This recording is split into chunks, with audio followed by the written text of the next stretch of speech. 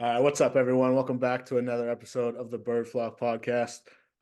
We're back for the first time in a while with a guest, and it's former Syracuse college player, the right tackle for your Montreal Alouettes, now a Grey Cup champion, Jamar McGloster. First off, how you doing, man? And thanks for joining us.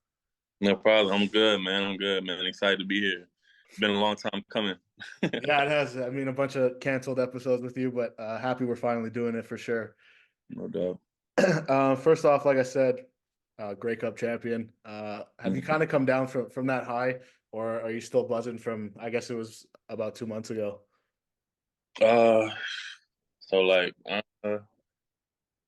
I still can't believe it.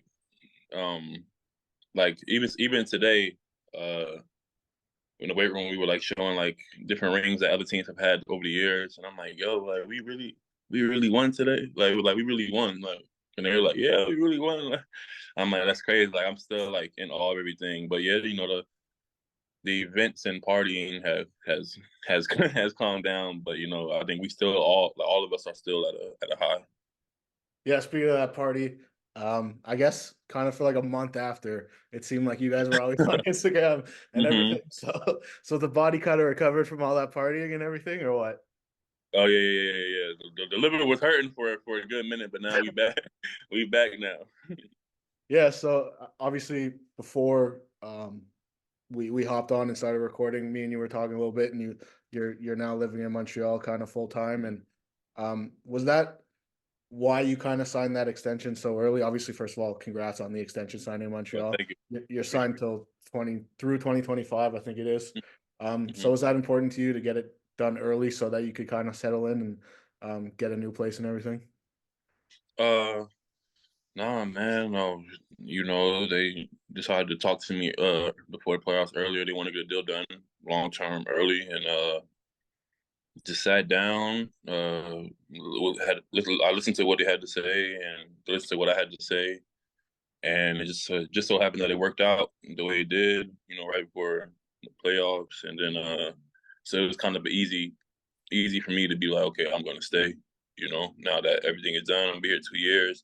This is now like my second home, so might as well stay, get acquainted, do stuff throughout the city, you know, and just stay train. Training is free. Why go down back to the States and pay for a training when I could go? My strength and conditioning coach PO is going to train us for free. So yeah, so it's kind of a no-brainer. There you go. And coming into the season, things are, if you fast forward now, obviously you're the starting right tackle and signed through an extension. They want you to be here. Starting the season, you started on the practice squad, I believe.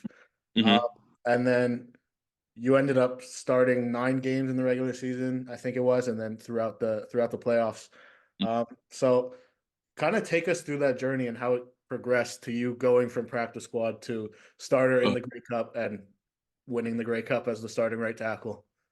so going into training camp, I already knew it was a battle, and I already knew they liked Nick at left and Landon at right. So I was basically just battling. I was taking both side reps, all training camp, first game, same both sides, second game, both sides. Uh, and then I remember it really like cut day. If you don't get a call, you're good. You get a call, it's bad. So I remember I'm just sitting there, and then my phone rings. I'm like, no way, they calling me. So I go in, and basically they just you're like this close to starting, we want you to keep grinding, we want you to, do what you gotta do. And the paper says practice squad, but we're gonna give you more than, practice squad people. So you're gonna be right under active money wise. And I'm like, yeah, okay, I'll do that then, grind my way to the starting position. And then yeah, weeks go by. I remember the it just the chemistry of the offense wasn't there yet and everything. The run game wasn't clicking, and I think Landon got hurt. Forget what he hurt, And then they threw me in, and my first game was Calgary, and yeah, I don't know. I just I had two great games, and then the second game was Hamilton. We won both games. The game against Hamilton, I was right tackle of the week at PFF. Um, yeah, and then that was Stanback's first 100-yard game that season. We ran through them boys, and then I went back down, which I wasn't expecting. I thought they would at least put me on one game or something like that, and they put me back on practice squad. So I'm like, they gave teams uh what's the word I'm looking for? Uh, they made me available for teams to take me. You know what I'm saying? And I wasn't Yeah. expecting that. I'm like, I just had two great games. Like, that might be a bad idea, but they told me that they would protect me and everything like that. And yeah, season goes on. We played Toronto, SAS. I think right after the BC one, I think Landing went down again. And the first game that I played again was Toronto there, then Toronto here, and then Calgary and everything. And yeah, it was like after I got that second time, it was over. Like yeah, I just felt like after the second Toronto game where we got like the field goal block to the end, I felt like the game was like I felt like yeah, this my time. Like a game that slowed down for me. Like I'm like yeah, like this is my time. So uh yeah, we gone, and then Moss tells me like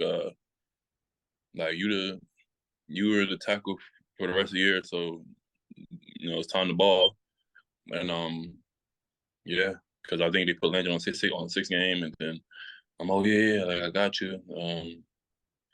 And ever since then, it was over. Got to the playoffs. Um, first game against Hamilton was flawless. I didn't lose not one pass rep. Uh, but I ended up like hurting my hand. I don't know if you could see in the games I was wearing a cast the last two Mhm. games. Yeah, I ended up like tearing like a little ligament or whatever in my hand. So I had to wear a cast. But yeah, man, I was gonna miss. I was gonna miss those games for for anything. Like just the emotion from all games. Like Toronto game, I cried at the end. The Grey Cup, I cried at the end just because you know, like many people don't know my journey, what I'm saying, and what I went through to get here, you know what I'm saying? And a lot of people doubted me, because I didn't play football as a young kid. I started playing football in college, so I was kind of late to the party, late developing and everything. But I always had good feet, and I always was athletic.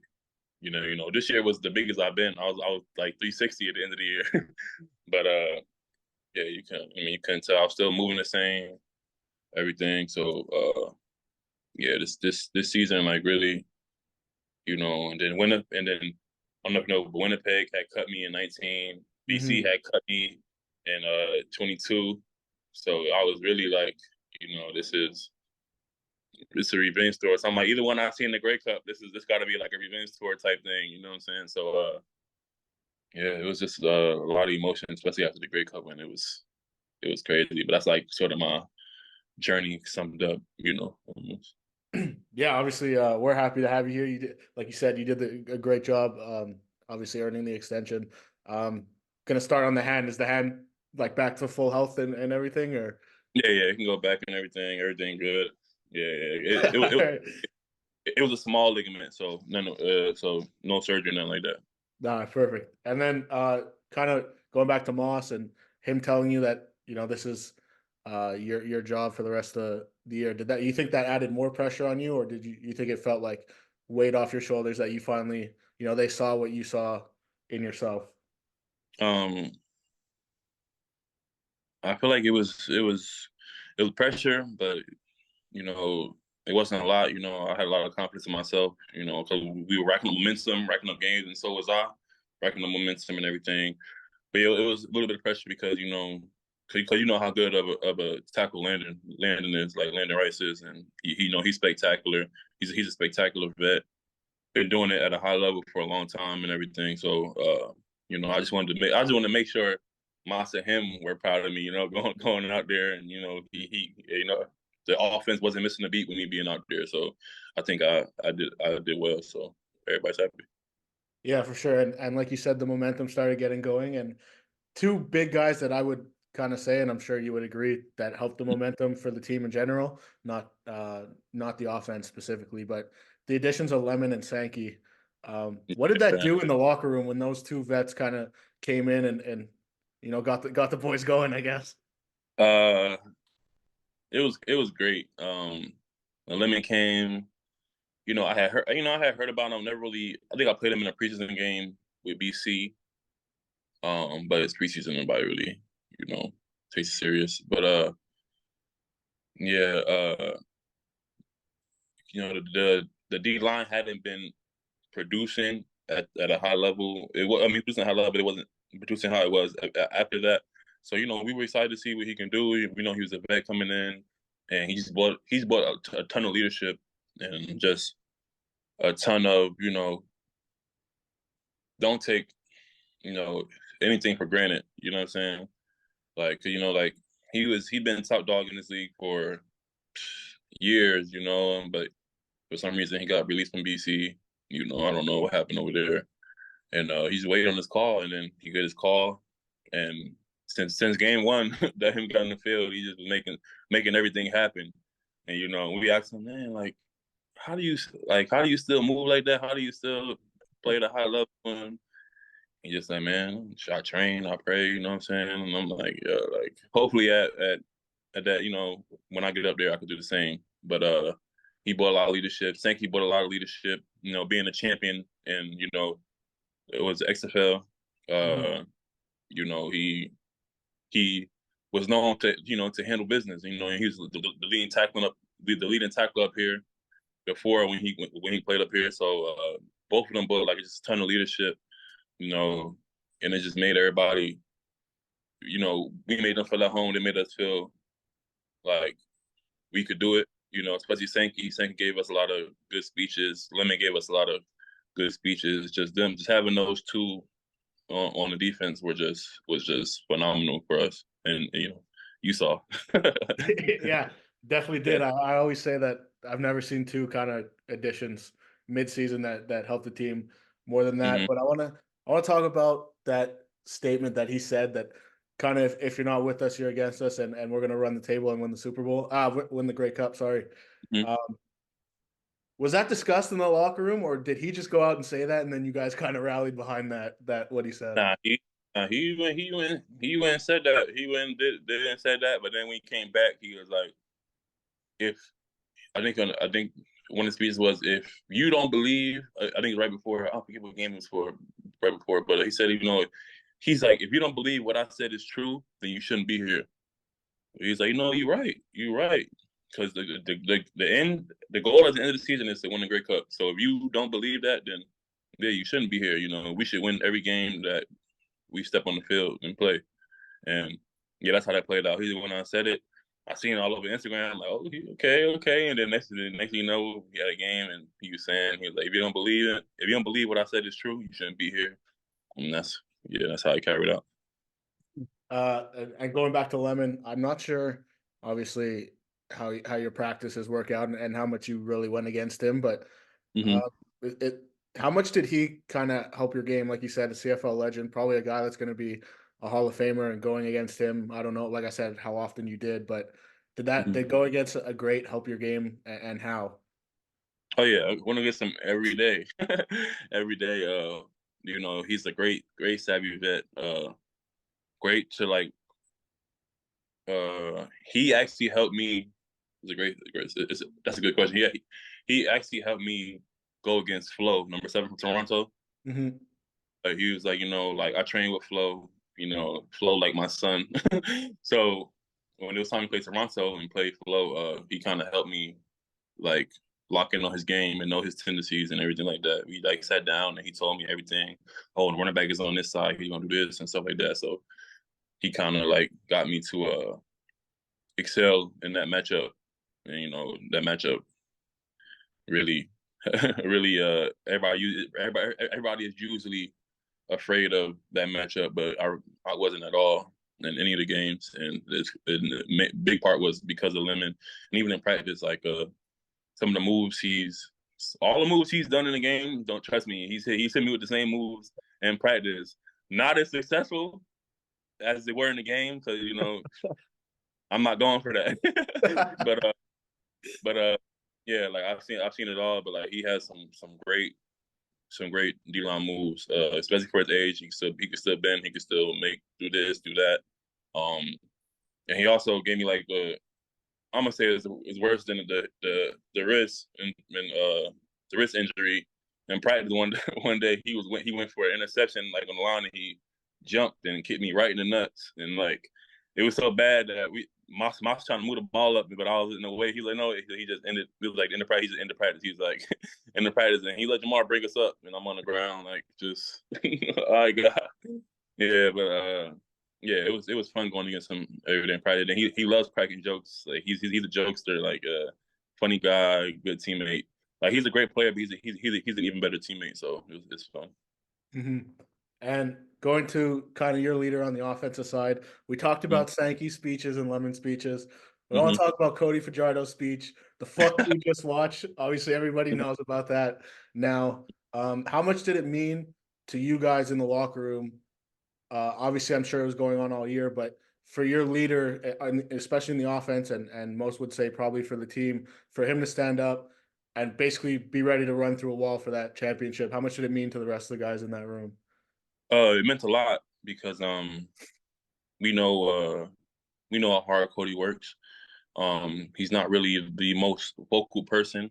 As you think quarterbacks are like the most vocal, they got to be doing this, doing that. His actions speak louder than his words. Uh, he doesn't curse, so that was like what got us like all like out of our seats. Like, whoa, what did he just say? Like, he just said "fuck you." Like, what's going on? Like, like, and then yeah, that hyped us up because we know he doesn't curse, and he said he'd been there before, and everybody was doubting him in the beginning of the season. Shit, everybody was down all of us in the beginning of Mm-hmm. the season. He's ranked last. So that speech really got us going because he is our leader. He will be our leader for years to come. Um, and we were just ready after that, because it's a long week for the Grey Cup. It's a long week in Hamilton. You could everything could just be like, okay, but that definitely like woke us up, and we were like, you know what, we got to win, for each other, and you know what I'm saying. And we got a lot of fans back home that need this as well. So, that speech was like, I think that was the point where you're like, okay, we gotta go out there and ball. Yeah, and then obviously the ultimate leader, the ultimate, I guess, underdog. OC was fired in Saskatchewan, came in here, head coach, first year Mm-hmm. guy, Jason Moss. You guys seemed to gather around him really quickly. What was it about him that you guys just were so locked in from day one with him? Uh, uh, I don't know. He bought like a different way of like doing things. Like we had games in the locker room that we played all the time. It was called Bird's Nest. Uh, like ping pong. I can't. My mind's blinking right now. The other thing, blinking. But we had like mini basketball and everything, and we did that, and that kind of helped the team bond even more and helped us bond with him because he was so fired up about it. We were fired up about it, like every Friday before the game, we doing that and everything. We were learning French with him. We were doing all the things. And, he's a great coach. He's a very smart man. He played quarterback. All quarterbacks are insanely smart. Um, he just brought a different dynamic to the team, and he's also very intense. You know what I'm saying? So he'll get you fired up quick, and it's all about how you take it. But everything he says is to help. So yeah, he just brought like a different dynamic. The Birds Nest really got us all clicking together. I mean, it made us go out there and play for one another. And I met dudes on the team that I probably would have never knew their name at the end of the season it wasn't for Bird's Nest, because it made us not be clicked up. It made us everybody all like I can go out with anybody on the team and feel like, like, oh yeah, like I know you, you know what I'm saying? Instead of being like, yeah, you're on my team, but like, what's your name? You know what I'm saying? So yeah, he's a phenomenal coach, phenomenal leader, and it was easy to rally behind him because of what he's done from day one, and that's give his all to us, and so it's easy to give for us to give our all to him. So Yeah, and you've seen in the off season, I guess now everyone's kind of running it back a little bit. A bunch of you mhm. guys have re-signed, and the big names, kind of the starters on defense, and the big names on offense are running it back. Um, One name that has not been signed yet, and you kind of talked about him earlier, and how he was so explosive when you kind of stepped in. It seems that you and William Stanback have kind of gained a big time friendship. The way that we could see that on your Instagrams and stuff. Have you had a chance to talk to him at all, and where his head's kind of at? And is he coming back to Montreal? uh, yeah, stand back is like my brother. I call his kids my godchildren. Um, yeah, like it's hard, man. It's hard because I know the like position he's in. I know he loves this city. He's been here for 5+ years. He's gave his all to this city. Um, but now it's a time where he produced, but he didn't produce uh maybe as much as coaches and everybody else wanted, or as much as he wanted. So now it's his contract year. He's already the highest paid. So yeah, he's gonna have to talk. I know he's supposed to meet with um uh I think to Al's next week or something like that.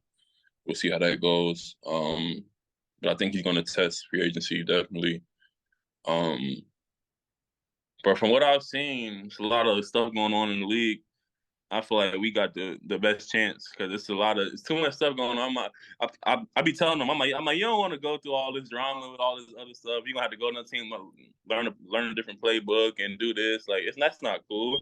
And I'm like, you just want a great cup. Why would you want to leave? You know what I'm saying? Like but yeah, it's just to let y'all know, it's been on his mind heavy. So he's not like trying to, uh do anything. He just, it's been on his mind heavy.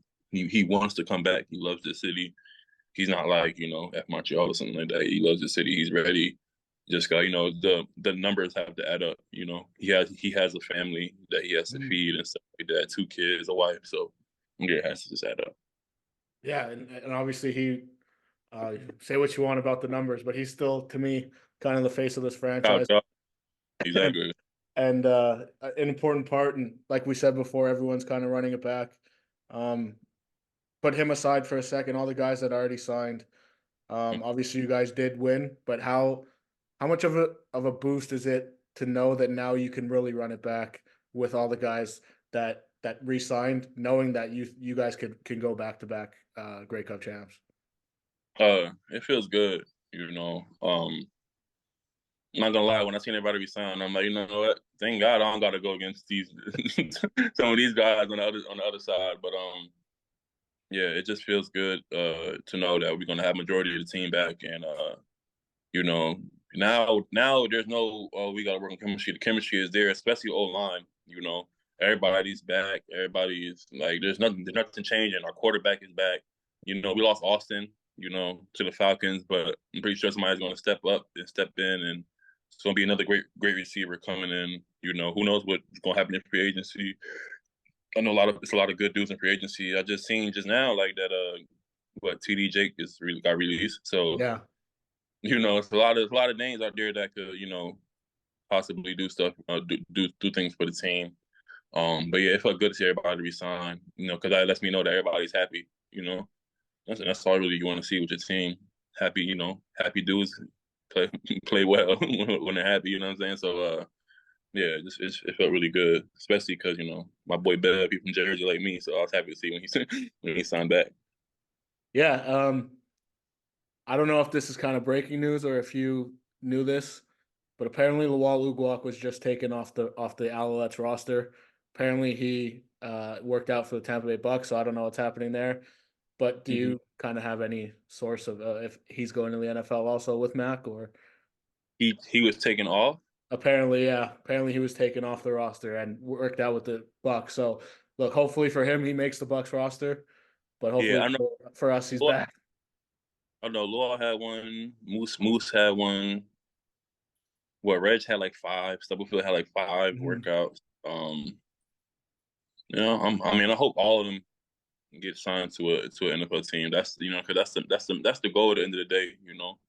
To, that's the big leagues. I mean, we the big leagues, but that's a whole nother level down there. So I would love to see them like do their thing and make a team and make all the money they want in life and just be the best player they can be. So I wish them all the best for. Yeah, and like I said, obviously, I think I said it in the last episode, we want these guys to go out and get paid and live their dream in the NFL. But definitely would not be upset if they came back wearing an Alouettes uniform. Yeah, I wouldn't be at all. Wouldn't be upset at all. Yeah, and we're definitely not upset that you're running it back and all those guys are running back. But this is the end Mhm. of the interview. We just want to once again thanks for hopping on with us. I'm sure we're going to keep in touch throughout the season, throughout the off season. So, like I Yeah, said before, congrats on the extension. Happy you're here. thank you. Appreciate you.